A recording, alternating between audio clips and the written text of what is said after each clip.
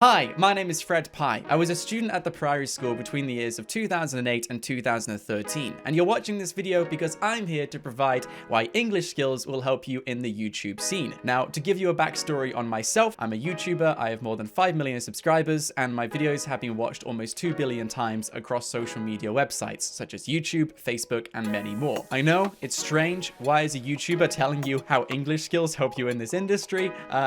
Trust me, they do, and when you really look into the science behind creating content, putting it out there, and entertaining an audience, there really is a science behind it. And I'm going to be explaining how English skills are one of the core fundamentals in cracking this science and getting into the industry. So to give you a backstory on myself, when I was in year 10, I created my YouTube channel just out of a passion. I really enjoyed playing video games. I was surrounded by friends who also enjoyed playing video games, but I wanted to find other people who had more interest in spending all of their free time playing video games, because understandably, that's quite a dedication. For about 3 years, I followed that passion until eventually monetization was available on YouTube. Then I kind of turned that passion into more of a job, more of a serious thing, and I've been able to develop that into a career, which fortunately I'm still in today. I still create gaming videos, and I use English skills on a day-to-day basis in formatting my videos and making sure they're correctly understood for the audience I am trying to target them at. And to give you an example of this, yes, I have 5 million subscribers, but I'm also ignored by almost 5 million people every single day. So even if you build up an audience, you still have to focus on how you're going to get their attention and how you're going to keep them watching your content. Because trust me, you can have a dead channel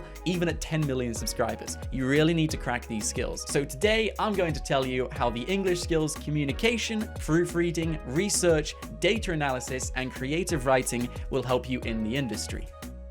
Welcome to my YouTube channel. This is where I post my content on a daily basis, and my videos usually range from 10 minutes all the way up to hours long. It really depends on however long I want to make the video that day. However, what matters the most on YouTube is keeping an audience engaged. You might have heard of the phrase watch time before, and that is really important. Think of YouTube, the website itself, as one big YouTube channel. They want to keep people watching and keep people on their website. So what they do is they throw videos on the homepage which other users are already watching for a long period of time. If you can build up watch time and keep users watching your videos for several minutes long, then YouTube is going to recommend that video more frequently, which in turn brings you more views and more ad revenue. So keeping somebody engaged in a video as long as possible is extremely important. If they're not engaged, YouTube is not interested in throwing that video out there. So let's take this video, which is 3 hours and 47 minutes long. That's got 337,000 views, and it still gets more than 50,000 views every single day. The audience retention is about 30 minutes, so even though percentage-wise that's still pretty small for that video, that's still 30 minutes somebody is just watching a video. 2 years ago, I created a zombie series which consisted of a dozen episodes, and what I did for this is just put all those episodes together into one movie. However, when I attended a film class to understand how you keep someone engaged in a film, they focused on the first 10 seconds. If you keep someone watching for the first 10 seconds and interest them, then they're going to go on to watch a few more minutes of that video. You probably have done this yourself, maybe without realizing it, but let's say you've just watched a video on YouTube and you're not really engaged in the first 10 seconds. The chances are you're gonna skip through to the interesting part, or you just click off the video because you're not interested at all. So let's watch the first 10 seconds of this video together. And I want you to pay attention, if you can, to everything which goes on. 2 years ago, I created the longest and the best zombie apocalypse series I've ever done on this channel, which is why I've turned the entire thing into a movie. We have to find shelter. We have to eat food. We have to...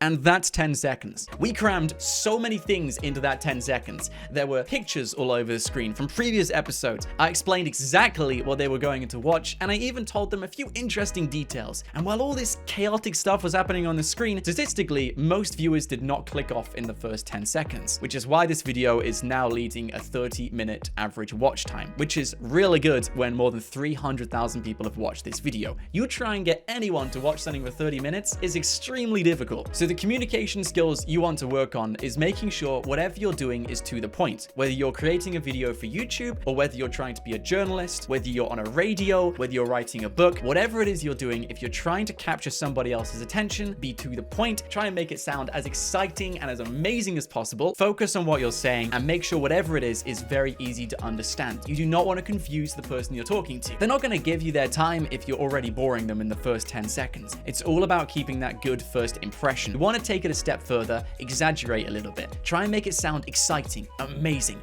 why they should be interested in this.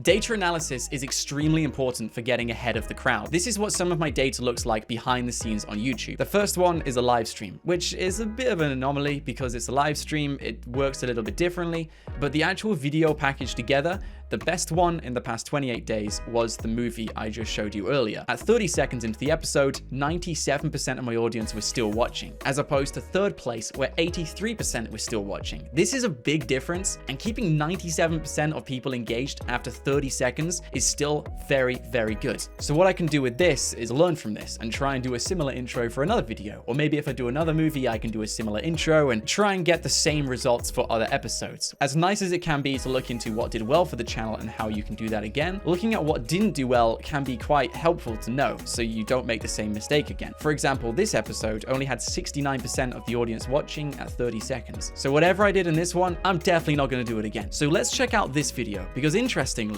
you can see this line is the audience retention and they slowly drop off. But on this one, they drop off pretty much almost immediately in this period. So whatever I did here, I can't do again because it will get the same result. I must have done something which would have annoyed the audience. So let's see what I did. It was way easier for me. This video is sponsored by Ace Defender. Sponsorship, of course. So that explains why the audience dropped off for that sponsor. So when they pick up again, I'm back in the video, of course. But let's take a look at the intro. What did I do in the intro that was different to the zombie one? Let's see. So, man of mystery, arguably one of the most dangerous characters in the universe. What could he be thinking about today? Food or blowing up neighborhoods? Come on, guys, it's Trevor, okay? Yeah, the first 10 seconds, I didn't really explain anything to do with the video. So that's probably why it's got a low percentage.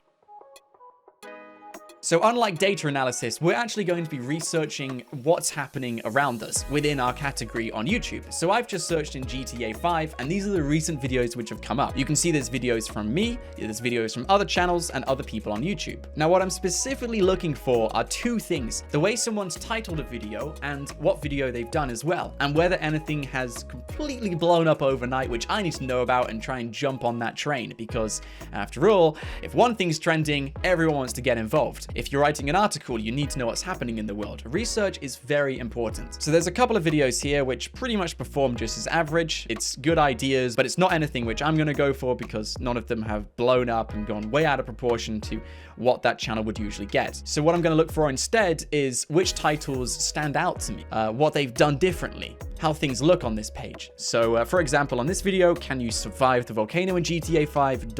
It makes me wonder why they put the ... there and whether that's something I could put in my title, which, I don't know, might make the title stand out a bit more. You'll realize a bit later on that trying to be literate and grammatically correct isn't the most important thing when it comes to titling a video. I'll touch up on that a bit later on though, because that's in a whole nother category. Okay, so I'm happy with this. I've seen what's happening. You know, I'm looking at these titles, I'm looking at these videos, and there's nothing really which is properly standing out and nothing which has piqued my interest. So what I'll do again is maybe go on to view count. I'll see what's done extremely well in the past. This guy doing a crazy jump compilation, 48 million views. Maybe this guy with a tsunami, 26 million views. So these are also very handy because maybe if you recreated these things, you could also get a really viral video and be up there with the 20 million view marks and stuff. Creative writing, my favorite part. Yes, you guys are gonna love this bit. So when it comes to titling a video, I told you earlier that being grammatically correct and literate isn't very important on YouTube. Of course, you need to know how to spell and you need to know words, but don't worry, there's other ways you can get around this. Creative writing is very important because you need to understand how to grab somebody's attention using just words on a YouTube video. So what I tend to do is, for example, on this video, I will go on to inspect, and I can create my own little title here, which isn't really official, it's just viewable to me. I'm just changing the coding in Google Chrome. So currently the title is GTA 5, but everything costs $5. But if I really wanted to be a bit more specific, I could do playing GTA 5 and everything I buy costs $5 each. You know, I could be a bit more specific, and that's just too many words. You know, who is gonna read that? Even if it takes 2 more seconds to read, or whether you have to scroll your mouse over to really see the whole title, or whether you have to click the video to see it, that's 2 seconds too much. No one is gonna give you free time when it comes to YouTube. The way you title a video is equally as important. It's almost like the first thing in a checklist: the title, the thumbnail, and then the video. If you can interest them with the title and the thumbnail, then they're gonna click and watch your content, and hopefully for a long period of time if you've taken the communication skills in, and if you try to package the content so it's as to the point and as interesting as possible. So these are my recent videos, and all of these titles I've done in a way so the keywords are highlighted in caps lock and they're sort of satisfyingly laid out. Every YouTuber has their different way of doing things, but the way I do these things is by laying out titles in a satisfying way.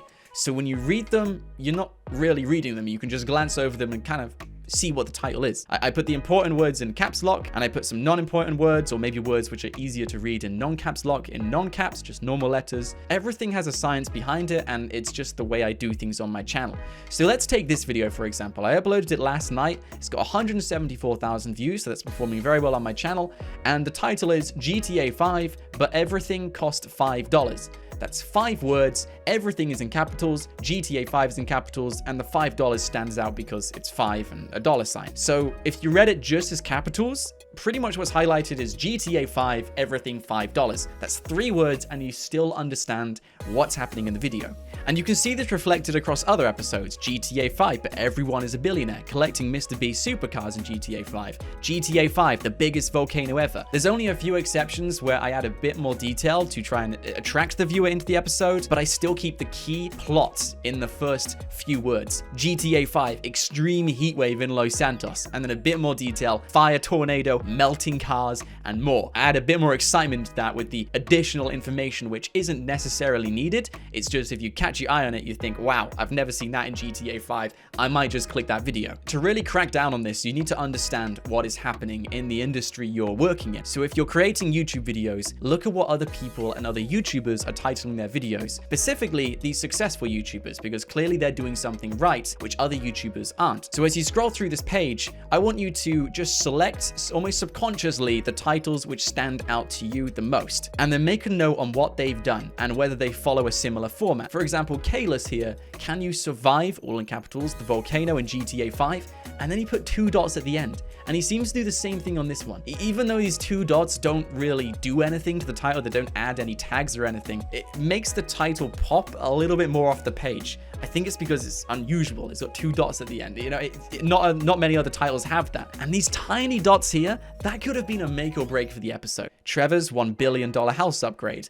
Opening lucky Squid Game dolls in GTA 5. I spent $8,000 beating GTA 5. A short, to the point, easy to read, simple title is extremely important. Let's take a look at my popular episodes, because I remember back at this time, I began using synonyms and thesauruses and so many other things to help me find words which I didn't already know myself. I didn't actually read many books growing up. I wasn't the best at English. I still passed, but you know, I was in no way near great at English. So I really needed the help of online synonyms, thesauruses, and so many other things to help me title my episodes. So what I would usually do is search up words which I've used many times before and other people have used before, and I just want to do something a little bit different. Or maybe I can find just a little bit of a cooler word which sounds a bit better than the original. So what I'll do is type in tsunami, and I would get all of these words on the synonym thesaurus thing, which would help me out, and it's really handy to have. So you can see tsunami, I could put wave, I could put flow, downpour, spate, surge, stream, tide, tidal wave. That would be pretty epic. GTA 5 tidal wave, no one's done that. And yeah, whatever word you want to try and get another word for and try and find a better one, just whack it in the thesaurus and find a million other words for it. Let's say tornado. Tornado, there's got to be other words. Twister, whirlwind, windstorm, cyclone, storm. You know, this will really help you boost those titles and bring them to another level which hasn't been seen before. If you want to stand out from the crowd, the thesaurus will be your best friend.